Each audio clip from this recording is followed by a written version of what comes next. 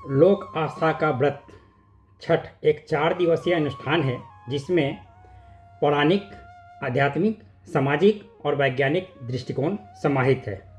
सबसे पहले बात करते हैं इसके पौराणिक महत्व की।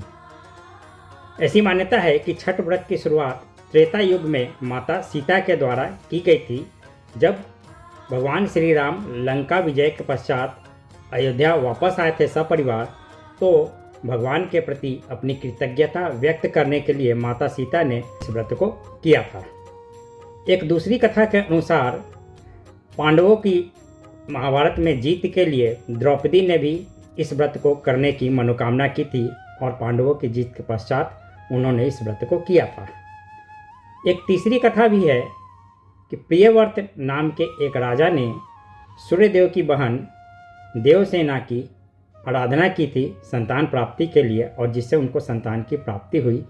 और यही देवसेना छठी मैया के रूप में पूजी जाती हैं, जो हमारे संतान की रक्षा करती हैं, हमारे घर में सुख, समृद्धि और ऐश्वर्य लाती हैं। अनेक कथाएं। अब बात करेंगे इस व्रत के आध्यात्मिक महत्व के बारे में। तो जैसा कि आप सभी लोग जानते हैं कि पृथ्वी पर जीवन सूर्य की प्रकाश और ऊर्जा से ही संभव है, और इसी सूर्यदेव के प्रति कृतज्ञता व्यक्त करने के लिए यह व्रत की जाती है, जिसमें व्रती सूर्यदेव को जल अर्पण करते हैं, जिसे अर्घ कहा जाता है। और इस 4 दिवसीय अनुष्ठान के दौरान व्रती पूर्णतः मन, कर्म और वचन से सात्विक नियमों का, सदाचार का पालन करते हैं।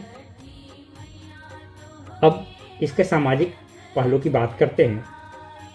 एकमात्र यही व्रत है जिसमें बिना किसी आर्थिक और सामाजिक भेदभाव के समाज के सभी वर्ग एक साथ एक ही घाट पर एकत्रित होकर के इस व्रत को करते हैं, वहाँ सूर्यदेव को अर्घ देते हैं। दूसरी विशेषता यह है कि एकमात्र यही व्रत है जिसमें सूर्य की दोनों पत्नियां उषा और प्रत्युषा की आराधना की जाती है। अस्ताचलगामी सूर्य को पहले अर्घ दिया जाता है, जो प्रत्युषा का प्रतीक है, और उदयमान सूर्य जो उषा का प्रतीक है, उनको सुबह में अर्घ दे करके इस व्रत की समाप्ति की जाती है। इस व्रत में जिनके घर में व्रत हो रहा होता है वो भी, और जिनके घर में व्रत नहीं हो रहा होता है वो भी, सभी एक दूसरे का सहयोग करते हैं। और जिनके घर में व्रत नहीं होता है उनको भी बुलाकर प्रसाद दिया जाता है या उनके घर में प्रसाद वितरण किया जाता है। और इस तरह से ये एक सामाजिक एकता, सद्भावना और समभाव का प्रतीक है। अब बात करेंगे इसके वैज्ञानिक दृष्टिकोण की। तो षष्ठी तिथि को एक खगोलीय संयोग होता है, जिससे सूर्य की किरणें, जो परावैंगनी किरणें हैं सूर्य की, वो पृथ्वी पर अधिक मात्रा में पहुंचती है।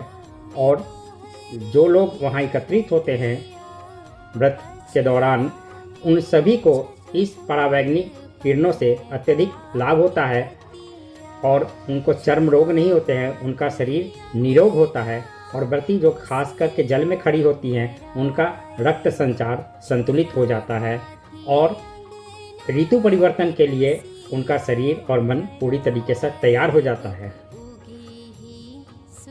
और इस व्रत को करने के लिए आप देखें तो आपके पास जितने भी साधन उपलब्ध हैं, उतने ही साधन में आप इस व्रत को कर सकते हैं। और अगर आपके पास साधन नहीं है तो भी आप सूर्यदेव की उपासना, उपवास करके इस व्रत को कर सकते हैं और इसके पूर्ण फल को प्राप्त कर सकते हैं। तो अगर हम देखें तो ये एक अपने प्रकार का एक अति विशिष्ट पर्व है, जिसमें आपको किसी पुजारी की आवश्यकता नहीं है।